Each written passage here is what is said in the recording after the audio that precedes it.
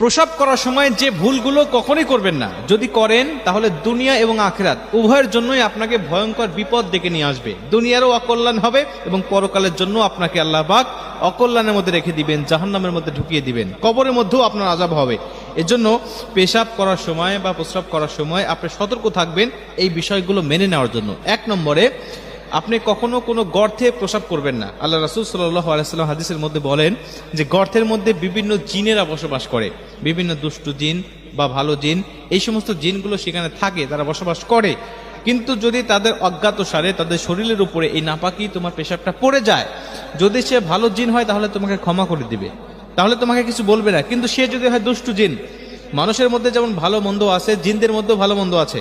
মানুষের মধ্যে ভালো মানুষ আছে যারা মানুষকে ক্ষমা করে দেয়, আবার কিছু মানুষ আছে সামান্য ভুলের জন্য মানুষের উপর অ্যাকশন নেয়, তার প্রতিশোধ নেওয়ার চেষ্টা করে। জিনদের মধ্যে ঠিক অনুরূপ। আপনি যখন